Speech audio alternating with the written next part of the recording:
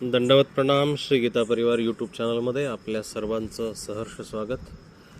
नुकताच श्रावण महिना सुरू झालेला आहे. श्रावण महिना हा हिंदू धर्मामध्ये, सनातन धर्मामध्ये पवित्र असा महिना मानला जातो आणि या पवित्र महिन्यामध्ये बरेचसे सण उत्सव येत असतात. निसर्गाच्या दृष्टीनेही हा महिना खूप वेगळ्या पद्धतीनं पृथ्वी माता, धरणी माता करवट बदलत असते, कूस बदलते आणि संपूर्ण पृथ्वी हिरवा शालू नेसून या निसर्गामध्ये अवतीर्ण होत असते, स्वागत करत असते. तर त्याचबरोबर आपणही आपला धर्म ह्याच पद्धतीनं परिवर्तित करत राहायला पाहिजे. धर्मालाही आपण आणखी ओलावा, आणखी हिरवळ दाखवली पाहिजे. धर्मामध्ये सुद्धा आपण याच पद्धतीनं धर्म आचरण वाढवलं पाहिजे. सुजलाम सुफलाम धर्माची ही भूमी आपली समृद्धतेनं नटली पाहिजे. यासाठीच या व्हिडिओचे प्रयोजन आहे.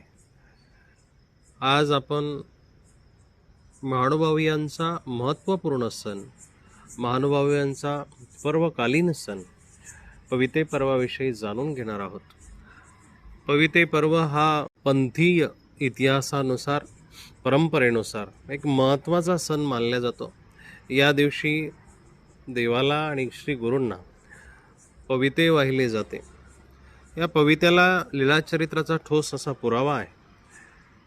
इंद्रभटांनी आणि उपाध्यांनी स्वामींना पविते वाहिले होते. पविते वाहण्याच्या पाठीमागची परंपरा, पवित्याच्या मागचा जो इतिहास आहे तो असा आहे की सर्वज्ञ श्री चक्रधर प्रभूंच्या सन्निधानामध्ये बराचसा ब्राह्मण वर्ग समाविष्ट झाला होता. सर्वज्ञांनी जो आवाज उठवला, कर्मकांडांच्या विरुद्ध आवाज उठवला आणि त्या कर्मकांडांनी हा संपूर्ण महाराष्ट्र पिंजून काढल्यानंतर सर्वज्ञांचे बरेचसे अधिकारी जीव सर्वज्ञांच्या विचारांना आकर्षित झाले.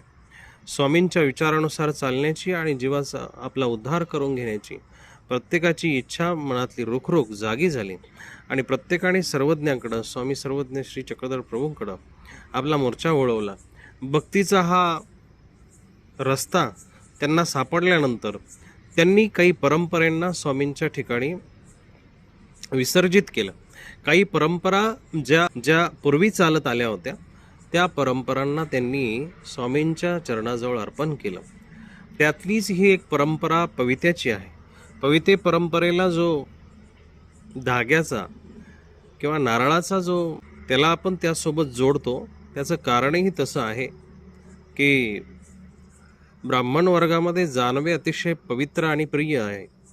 जानव्याशिवाय कोणीही ब्राह्मण होऊ शकत नाही असा ब्राह्मणांचा नियम आहे, दंडक आहे. जानवं घातल्यानंतर तो यथोचित ब्राह्मण मानला जातो. त्या शाखेचा, त्या कुलाचा तो ब्राह्मण यज्ञोपवीत घालत असतो. त्या व्यक्तीलाच यज्ञ करण्याचा अधिकारही असतो आणि ते यज्ञातून पवित्र झालेलं असं यज्ञोपवीत, ते यज्ञोपवीत प्रत्येक ब्राह्मणाने घालायचं असतं आणि दरवर्षी ते बदलायचं असतं.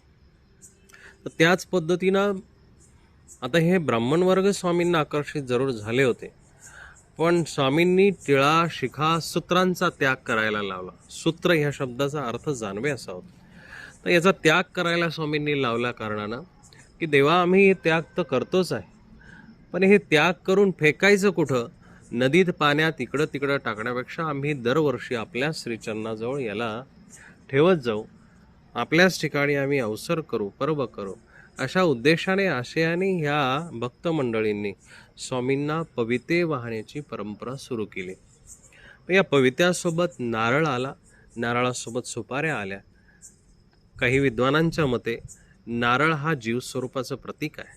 सुपाऱ्या या गुरु आणि परमेश्वराच्या खूप काठीचं प्रतीक आहे. धागा परमेश्वराच्या भक्तीची, ज्ञानाची गुंफण आहे. त्याच्या ज्या 3 डोळे, 3 शिरा, ज्ञान, भक्ती, वैराग्याचं प्रतीक आहे. हे एक सर्वार्थी अर्थ जरूर त्या ठिकाणी असले, पण ह्या सगळ्या अर्थाच्या मार्फत त्याच्याद्वारे एकच उद्देश आहे की तो म्हणजे की देवाला आपला भाव समर्पित करणे. भगवान गोपालकृष्णांनी जे पत्रम पुष्पम फलम तोयम ही जी परिभाषा सांगितली, त्यामधलं जो फळ आहे, पुष्प आहे, पाणी आहे, पत्र आहे, या वस्तूंच्या द्वारे आपला भाव परमेश्वरापर्यंत कसा पोहोचला पाहिजे, हा त्याचा मतितार्थ आहे. ईश्वराला आपण ज्यावेळेस पवित्रे अर्पण करतो, देवाला गुरुला पवित्रे अर्पण करतो, त्यासोबतही जानवे नावाचे सूत धागा जोडलेला असतो. त्या धाग्याला आपण परमेश्वराच्या मूर्तीमध्ये विशेषामध्ये अर्पण करतो. हा धागा आपल्या प्रेमाचा आहे, आपल्या भक्तीचा आहे, आपल्या श्रद्धेचा आहे.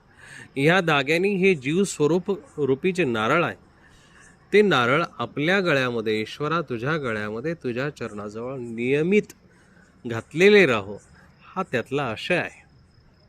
बंधूंनो, कुठलंही पर्व साजरं करत असताना, सण साजरा करत असताना याला अनन्यतेचा भाव कसा देता येईल, ईश्वरीय श्रद्धेचा भाव कसा देता येईल आणि त्याही सोबत ज्ञान भक्ती वैराग्याचा भाव कसा देता येईल, ही गोष्ट आपण नक्की विचारात घेतली पाहिजे. पूर्वीच्या काळी ज्या पद्धतीने ही परंपरा चालू झालेली आहे, त्या परंपरेला वाहून नेण्याचं कार्य, त्याचा पायी होण्याचं कार्य आपण चालू ठेवलं पाहिजे, झालं पाहिजे. यातून एकच जी गोष्ट निस्त्रित होते, ती गोष्ट अशी आहे की एन केन प्रकारे परमेश्वराच्या चरणाजवळ आपली श्रद्धा अर्पण करणे, भाव अर्पण करणे. महानुभाव संप्रदाय हा वेदाला न मानणारा, वेदोक्त कर्मकांडांना न मानणारा असल्या कारणानं महानुभाव संप्रदायामध्ये स्वतंत्र परंपरा आहे, स्वतंत्र पर्वाच्या व्याख्या आहेत. यामध्ये गुरुपौर्णिमा चालत आलेला जो उत्सव आहे, तो पूर्वी महानुभाव संप्रदायामध्ये विशेष करून साजरा करत नव्हते. तर त्याच गुरुपौर्णिमेच्या 1 महिन्यानंतर नारळी पौर्णिमा जेव्हा येत असते, त्या नारळी पौर्णिमेनंतर देवाला पवित्रे अर्पण करून, पवित्रे शब्दाचा अर्थ पवित्र, पवित्र शब्दाचा अर्थ धागा, पवित्र शब्दाचा अर्थ यज्ञोपवीत, असे भरपूर अर्थ होतात.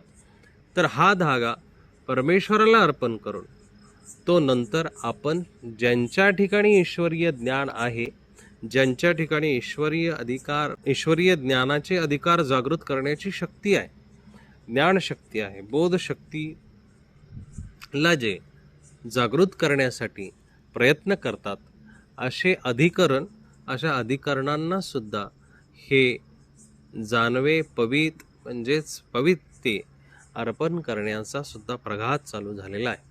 आणि हा प्रघात पूर्वीपासून असल्या कारणानं पहिल्या दिवशी, नारळी पौर्णिमेच्या आदल्या दिवशी, म्हणजे पौर्णिमेच्या आदल्या दिवशी 14 ह्या दिवशी देवाला पवित्रे अर्पण करतात आणि त्यानंतर गुरूंना पवित्रे अर्पण करण्याची परंपरा आहे. नारळ कदाचित या परंपरेसोबत यामुळे जुळला असावा की कोकणामध्ये नारळी पौर्णिमेच्या दिवशी नारळ अर्पण करतात समुद्राला, सोन्याचा नारळ अर्पण करतात, साधा नारळ अर्पण करतात आणि तो अर्पण करून समुद्राची कृपादृष्टी आपल्यावरती राहावी, असा हा कोळी बांधवांचा उत्सव असतो.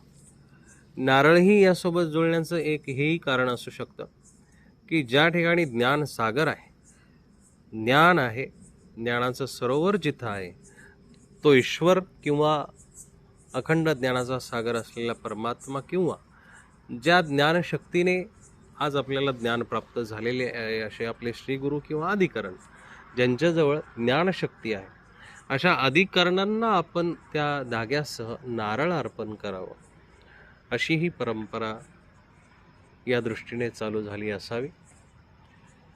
बंधूंनो, आपला भाव परमेश्वराला समर्पित करत असताना या पर्वांची विशेष करून आपल्याला माहिती असावी, माहिती व्हावी, हाच ह्या व्हिडिओ मागचा उद्देश आहे. पवित्रे कसे बनवावे याचेही बरेचसे व्हिडिओ आहेत. पवित्रे तयार करत असताना 2 सुपाऱ्या, धागा, सफेद धागा किंवा कॉटनचा धागा, लोकरीचा धागा आणि सुंदर असं पाण्याचं नारळ आपण घेऊन त्याला सुंदर अशी गुंफण करायची असते. आज त्याला कलाकुसरीचा हात मिळाल्या कारणाने बऱ्याचशा ठिकाणी आपल्याला सुशोभित केलेले नारळ अर्पण करताना दिसतील, नारळ देवावरती अर्पण झालेले दिसतील. पूर्वीच्या काळी फक्त नारळ, सुपारी आणि धागा त्या देवावरती वाहिला जायचा, पण आता कलाकुसरींचा हात त्याला स्पर्श झाला आणि हळूहळू परंपरा थोड्याशा किंवा कलाकुसर वाढत गेली. हळूहळू प्रत्येकाची कला बाहेर पडून त्या नारळांना एक वेगवेगळा आकार यायला लागला.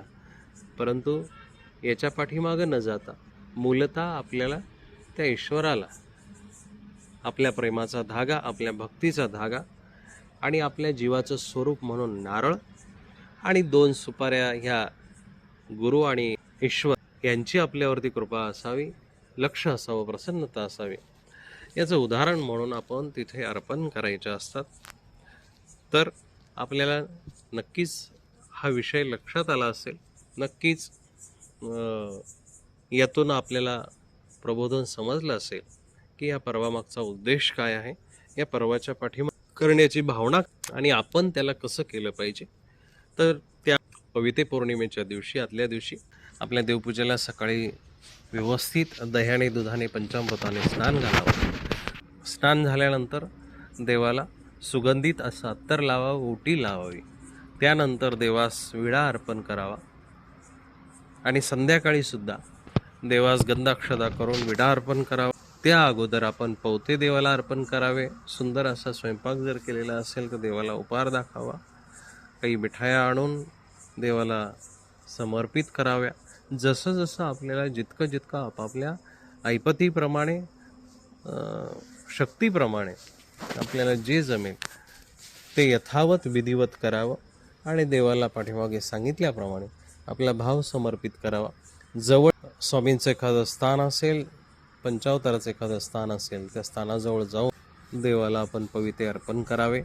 दुसऱ्या दिवशी आपले गुरु जवळ असतील तर त्यांनाही हे पवित्रे अर्पण करायला जावं किंवा विशेष करून आवर्जून त्यांच्या ठिकाणी पवित्रे अर्पण करायला जावे. गुरु कोण असतो, गुरु काय आहे, याविषयी आपण मागं व्हिडिओमध्ये ऐकलेलंच आहे. निमित्त गुरु असतात, ज्ञानगुरू असतात, उपदेश गुरु असतात आणि नकळतपणे आपल्याला चांगले सल्ले देणारेही गुरु असतात. अशा कुठल्याही गुरुला आपण निमित्त म्हणून पवित्रे अर्पण करावे किंवा आपल्या जवळच जे कोणी साधू उपलब्ध असतील त्यांनाही आपण पवित्रे अर्पण करून त्यांच्या ज्ञानशक्तीचा आदर करावा. त्यांच्याकडून 2 शब्द ज्ञानाचे ऐकावे, ईश्वराची लीळा आठवावी. विशेष करून करंजखड आणि बीडला घडलेल्या लीळा पवित्रेच्या दिवशी आपण आठवल्या पाहिजे.